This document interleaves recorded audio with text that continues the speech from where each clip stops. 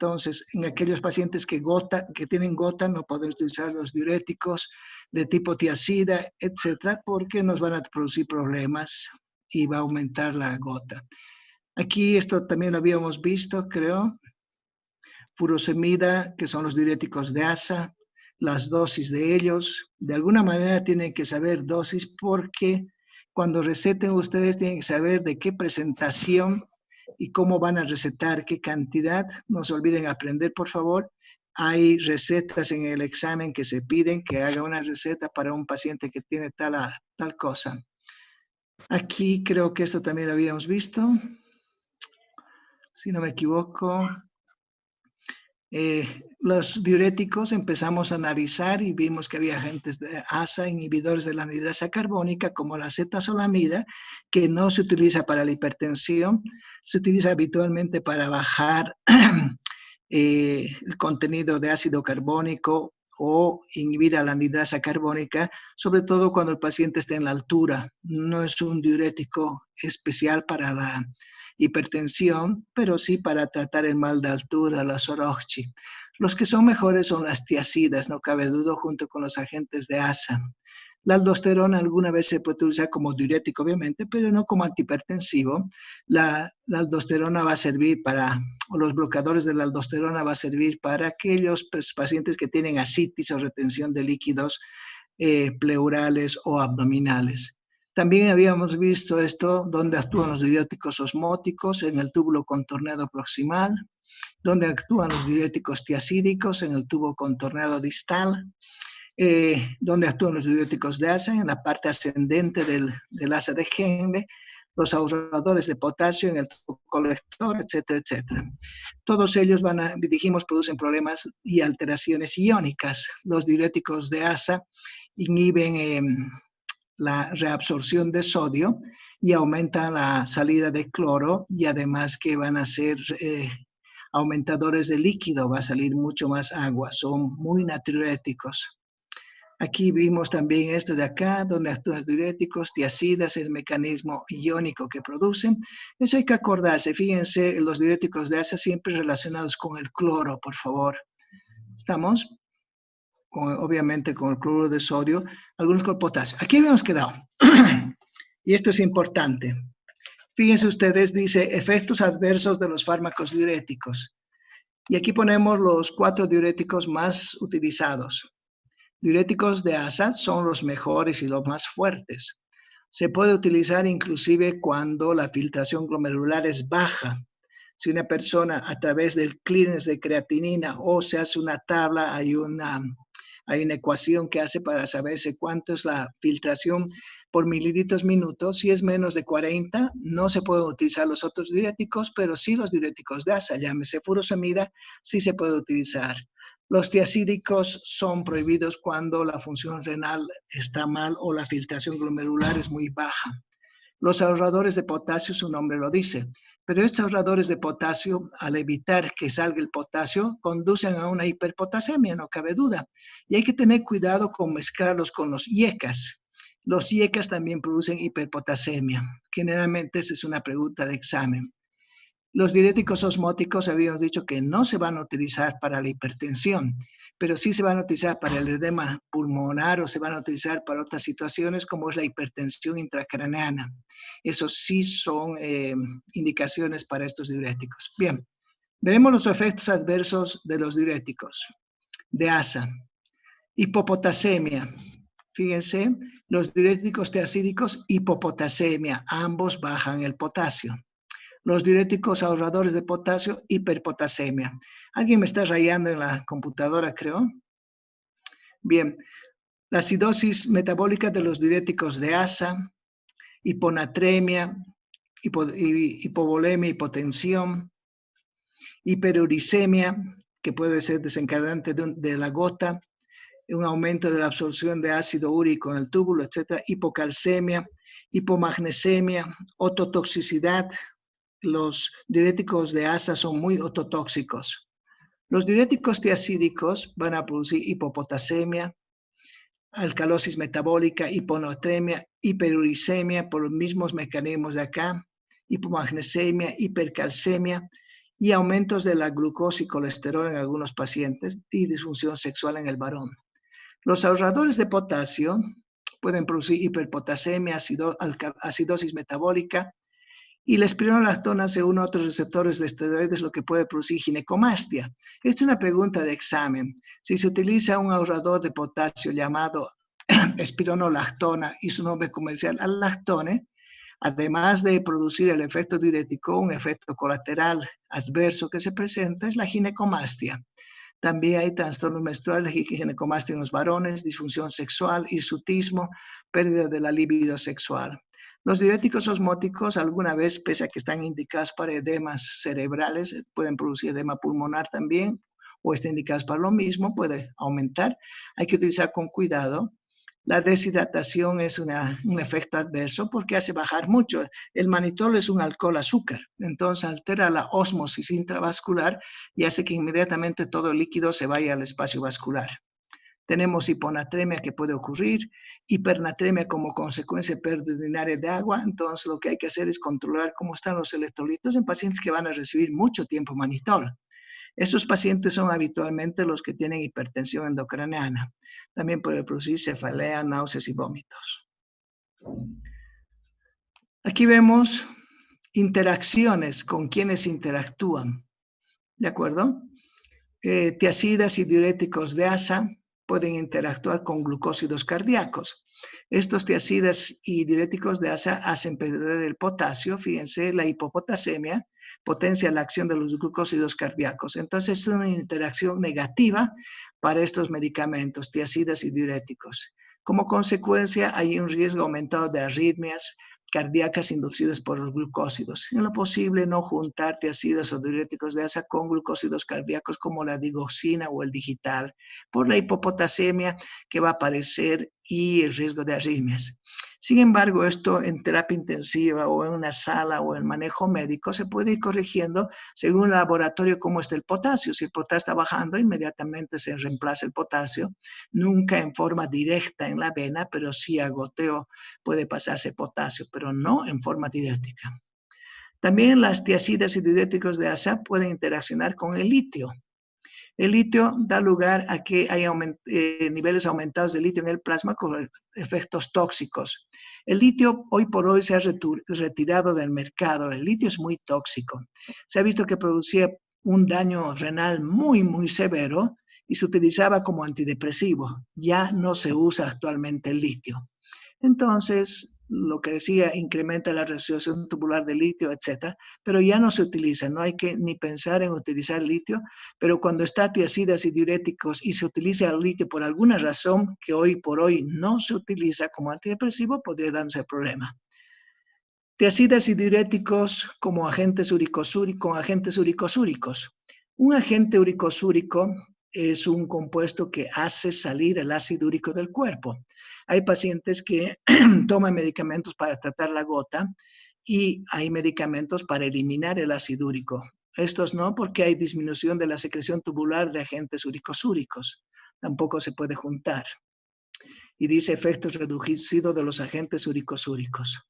Los diuréticos y los fármacos antiinflamatorios, tiacidas y diuréticos de asa, se pueden juntar. Hay muchas situaciones en las que sí se juntan, pero hay que saber que la interacción es un resultado de inhibición de la síntesis de prostaglandinas y podría ser que la respuesta diurética esté reducida. Entonces, hay que fijarse eso. Lamentablemente se puede juntar y muchas veces se junta en la práctica médica, pero hay que recordarnos que los antiinflamatorios no esteroideos podrían actuar como actúan por inhibición de la síntesis de prostaglandina, podrían disminuir la vasodilatación que ocasiona o la vasoconstricción que ocasionan las prostaglandinas. Alguien está dibujando en la pantalla, cosa que no estoy haciendo yo. Por favor, no se introduzcan a la pantalla.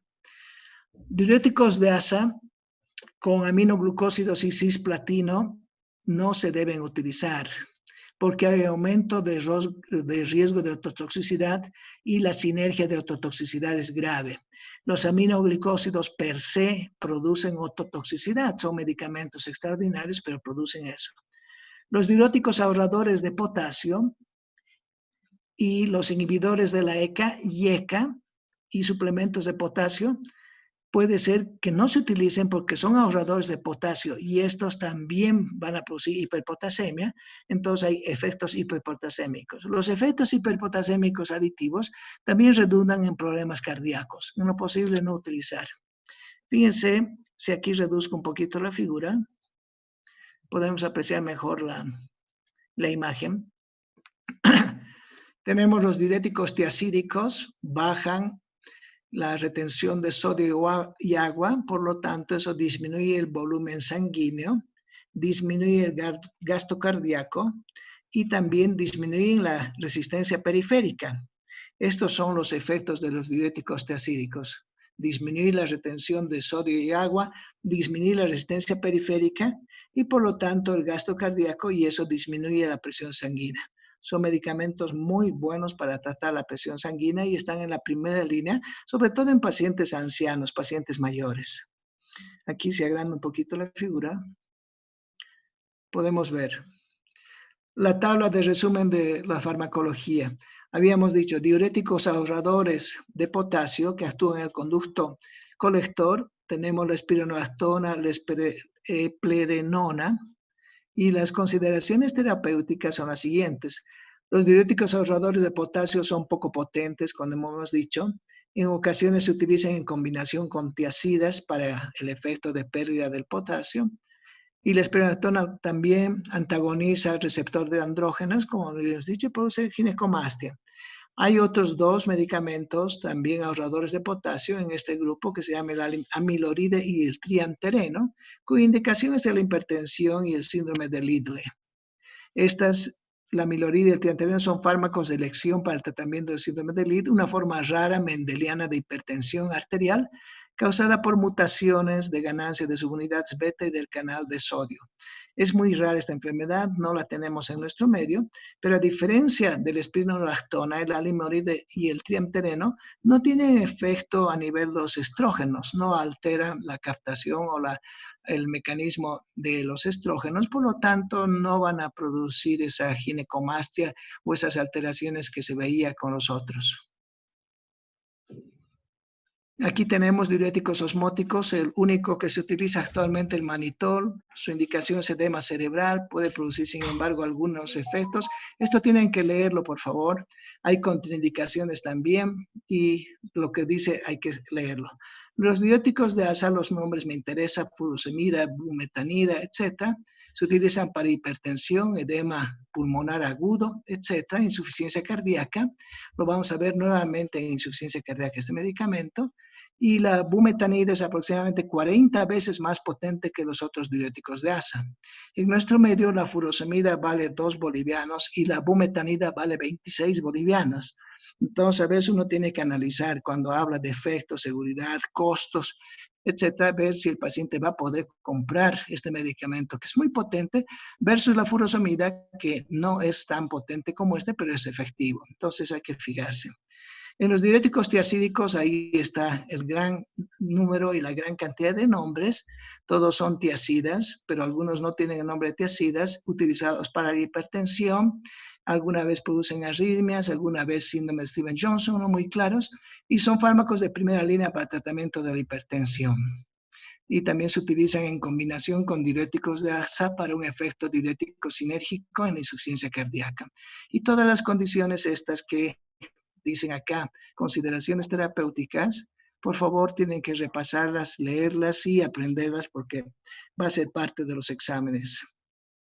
Tenemos aquí otro grupo de fármacos que son los bloqueadores alfa. Si ustedes recuerdan, los bloqueadores alfa son diferentes, alfa 1, algunos y otros más alfa 2, etc. Y tenemos los medicamentos sin hablar de las familias. Generalmente no se preguntan las familias, pero aquí están las familias químicas a las que pertenecen, aloalquilaminas, imidazolinas, quinazolinas, etcétera. No se pregunta, sino simplemente los nombres. Y fíjense que la fenoxibenzamina, que he preguntado varias veces en los exámenes, es un bloqueo irreversible, alfa 1 y mayor alfa 2. la fentolamina y la tolazolina son reversibles y los demás también se fijan son reversibles. El único que tiene una acción de bloqueo irreversible es la fenoxibensamina y eso tiene que acordarse, por favor. Y luego tenemos la parasocin, terazocin, que va a bloquear específicamente a alfa 1 y unos derivados, la yoimbina, que bloquea el alfa 2. ¿Qué pasa por bloqueo alfa 1? Esto ya se lo ha visto en la parte de todo lo que era simpaticolíticos, pero vemos un poquito en los puntos que me parece que son más interesantes. El bloqueo alfa 1 produce vasodilatación arteriolar y venosa, por lo tanto, al vasodilatar va a producir una disminución de la presión arterial. El gran problema de los bloqueadores alfa es que produce un reflejo, y ese reflejo es taquicardia. Es decir, son medicamentos taquicardizantes, así se les llama, porque cuando se utiliza esto hay que ver cuánto está la frecuencia cardíaca del paciente porque va a entrar en taquicardia muy rápido. Pueden alguna vez aumentar el gasto cardíaco y retener los fluidos. Y el bloqueo alfa 2 simultáneo aumentan los reflejos. También se ve un aumento de flujo sanguíneo de la piel, de las mucosas, supresión de la acción presora de agonistas alfa 1, se oponen a esos obviamente, inhibición parcial del efecto presor de la noradrenalina, inversión del efecto presor de la adrenalina que se llama efecto Dale. Esto es pregunta de examen siempre. Disminución de la resistencia a la salida del flujo urinario. Esos son los bloqueos alfa 1, utilizados para manejar la presión arterial. Los alfa 2 potencian la liberación de noradrenalina, facilitan la liberación de insulina, facilitan la captación de glucosa, producen miosis y aumento de secreción de insulina, haciendo un efecto hipoglicemiante. Esos son los dos puntos que me interesan. El alfa 2, el efecto hipoglicemiante que tiene, el alfa 1, la vasodilatación arterial y el reflejo taquicárdico.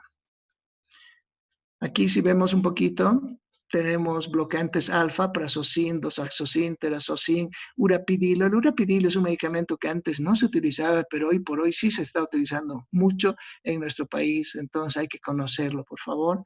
Y hay otros nuevos medicamentos que han salido, específicamente para la hipertensión, para la hipertrofia prostática.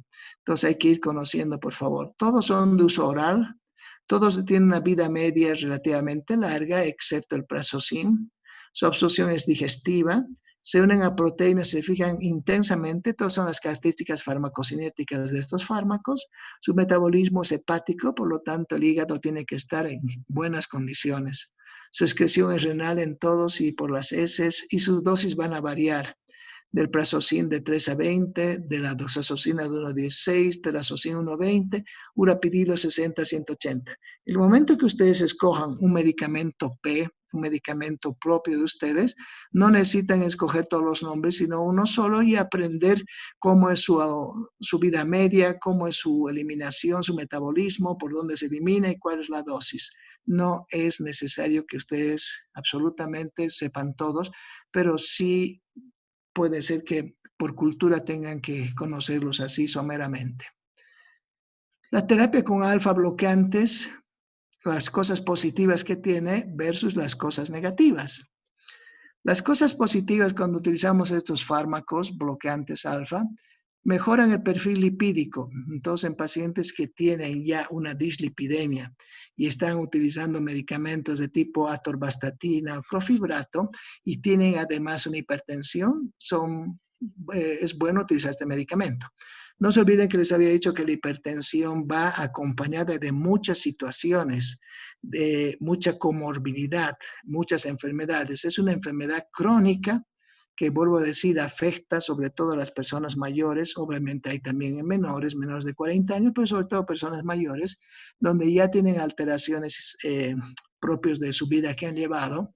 Todos ellos o una gran mayoría tienen dislipidemia con aumento del colesterol, los triglicéridos, muchos tienen diabetes, algunos han sufrido infarto, otros tienen problemas vasculares, etcétera, etcétera. Entonces mejora el perfil lipídico, mejora la sensibilidad a la insulina, es útil entonces para también diabéticos dislipidémicos y obviamente útil en hipertrofia prostática coexistente. Cuando se vio la utilidad de en la hipertrofia prostática dejó de utilizarse para la hipertensión. Muy rara vez estos medicamentos se van a utilizar hoy para la hipertensión porque su principal utilización está en hipertrofia prostática coexistente. Pero si el paciente es un varón y tiene dislipidemias, tiene una diabetes y tiene hipertrofia prostática coexistente, no dejen de utilizarla, no cabe duda. Va a ser un buen medicamento, pero de entrada pueden elegir otros. Como efectos negativos había dicho un reflejo, las taquicardias son taquicardizantes y síntomas ortostáticos, especialmente en la primera dosis. Esto hay que tener mucho cuidado en los ancianos.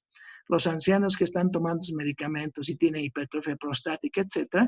Lo que pasa es que al día siguiente de tomar el medicamento se levantan y se caen. Un anciano que se levante, hombre, mujer, si se cae se rompe la cadera. Entonces habrá que ver que el primer día haya alguien que lo acompañe y ustedes díganle, es posible que con la primera dosis pueda bajar mucho la presión. Cuando en los jóvenes se produce una hipotensión ortostática, estoy hablando de jóvenes menores de 35 años que tienen hipertensión, inmediatamente hay que cambiar los medicamentos porque esa persona va a volverse ya no sensible a los antihipertensivos y hay que ir modificando, aumentando 2 o 3 medicamentos y si estaba utilizando no utilizarlo más. No hay estudios de morbimortalidad, esto significa que no hay estudios que digan que son muy buenos, que aumentan la vida y que evitan que el paciente se muera. No se olviden que el tratamiento antihipertensivo tiene por propósito bajar la presión arterial, evitar los problemas que vienen con la hipertensión, como son infarto, accidentes vasculares, y hacer que el paciente tenga una vida tranquila. Los alfa-1 selectivos, sus usos clínicos, falla renal, hipertensos que desean hacer ejercicios, diabetes mellitus, hiperplasia prostática benigna, alteración de lípidos, lo que acabamos de decir, también insuficiencia cardíaca congestiva, síndrome de Raynaud, envenenamiento por escorpión, vejiga neurogénica, etcétera, etcétera.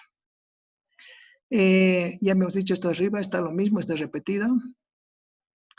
Y los efectos adversos de los bloqueantes alfa-1 van a producir en algunos pacientes leucopenia. ¿Qué significa esto? Que constantemente o cada cierto tiempo, puede ser cada mes o cada 2 meses, al paciente hay que hacerle un análisis de sangre, tanto al diagnóstico de la hipertensión como en la medida que empieza a utilizar los medicamentos, el paciente debe tener laboratorios.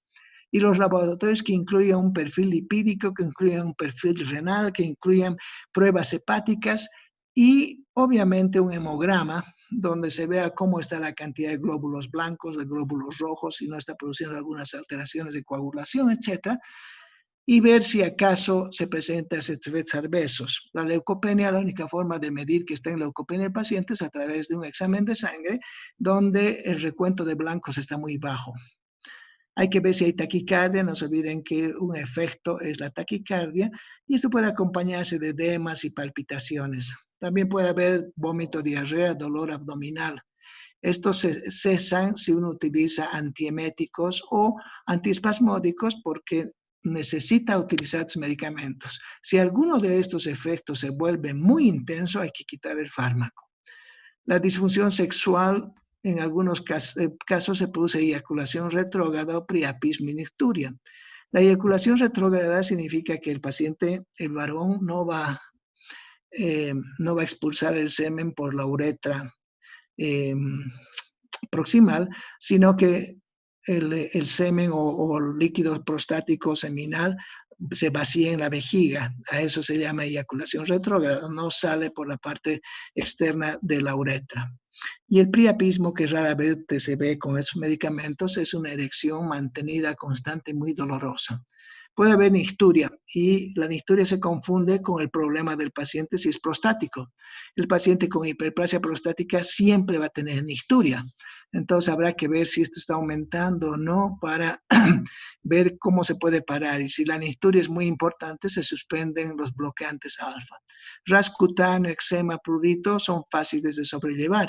Si es muy fuerte, se utiliza un antihistamínico, puede ser loratadina, que no altera la presión arterial, y rara vez se ve lupus eritematoso.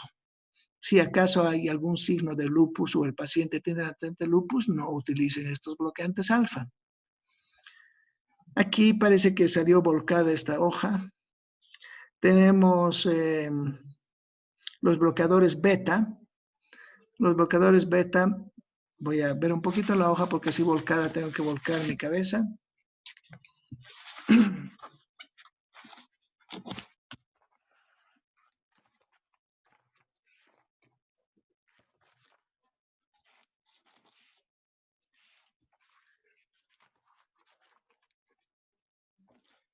Un minutito, no sé dónde está esa hoja. Bueno, de todas maneras, fíjense, bloqueadores beta disminuyen la activación de los receptores beta adrenérgicos a nivel del corazón. ¿Dónde está pues eso? No está en ninguno de estos. Bien, disminuye o baja la activación de adrenoreceptores en el corazón. Esto disminuye el gasto cardíaco y esto lleva a una disminución de la presión arterial. También los bloqueadores beta, fíjense, esto si lo achicamos un poquito puede ser más fácil de verse. Ahí están. Los bloqueadores beta disminuyen la renina y la renina disminuye la angiotensina, disminuye la aldosterona y luego se disminuye la retención de sodio y agua y esto disminuye el volumen sanguíneo. Sea como fuera, los beta bloqueadores son extraordinarios medicamentos, muy buenos para utilizar en hipertensión. Muy buenos. Aquí encontré la hojita.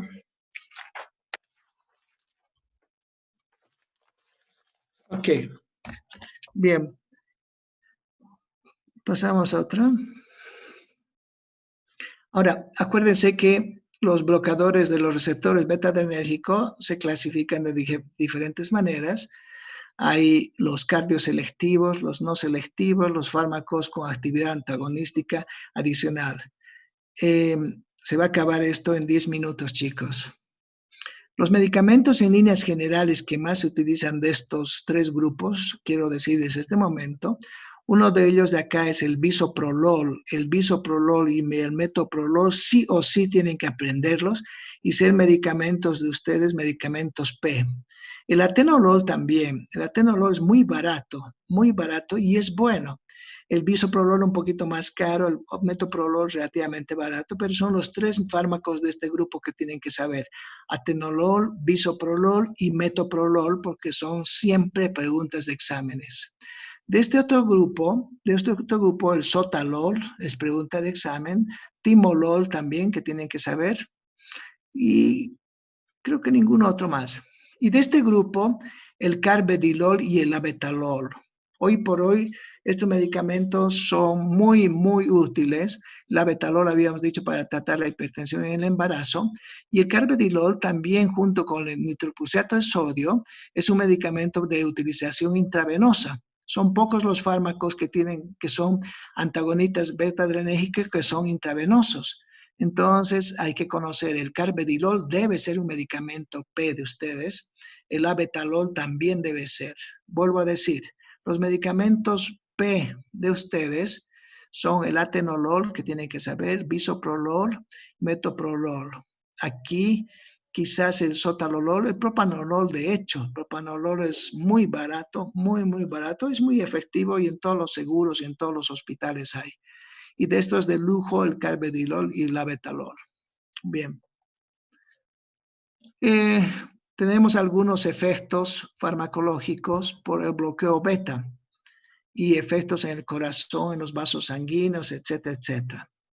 Fíjense los efectos que producen los bloqueos beta, al igual que los IECA, son inotrópicos negativos, es decir, bajan la fuerza del corazón. Cronotrópicos negativos disminuyen la frecuencia cardíaca. Los mismos los IECAs, hay que recordar eso, beta bloqueadores, IECAs, etcétera, son inotrópicos, cronotrópicos y dromotrópicos negativos.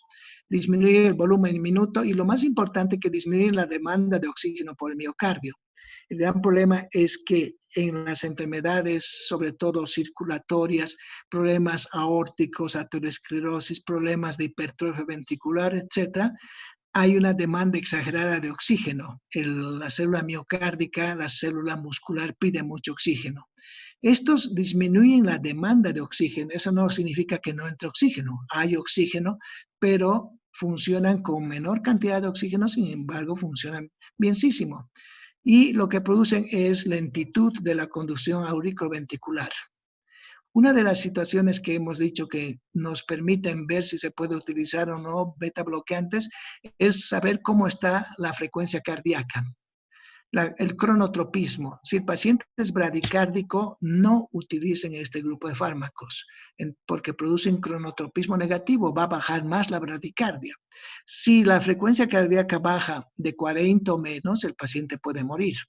Entonces hay que fijarse lo primero al utilizar este fármaco que han elegido ustedes para tratar la hipertensión, es ver cómo está el corazón. Eso significa que hay que hacer una anamnesis, un examen físico detallado, oír el corazón, tomar la frecuencia cardíaca. Si la frecuencia cardíaca es baja, olvídense de este medicamento.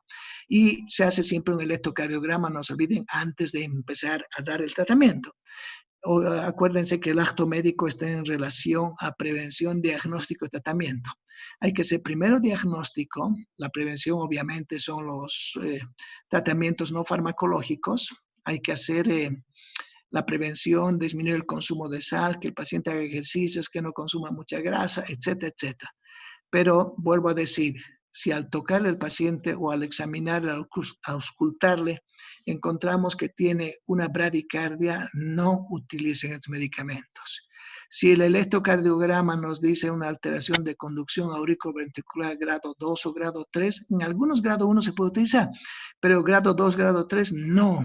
Estos medicamentos están contraindicados. A nivel sanguíneo, un poquito aumenta la resistencia vascular periférica. Y a nivel de la presión arterial, que es lo que nos importa, disminuir la progresión de la presión arterial, sobre todo en pacientes hipertensos, disminuir el flujo sanguíneo muscular, bloquea beta-sináptico y disminuir la secreción de renina. Es un buen medicamento entonces porque cumple todos los principios para ser un antihipertensivo. Los efectos depresores a largo plazo en el sistema nervioso central, disminución de la resistencia vascular, disminución del gasto cardíaco. En los bronquios aumenta la resistencia, no hay que dar en pacientes asmáticos, es otra contraindicación de los beta bloqueadores. Entonces ya tenemos 3 contraindicaciones, no en pacientes que tienen bradicardia, no en pacientes que tienen bloqueos de rama, no en pacientes asmáticos. ¿De acuerdo?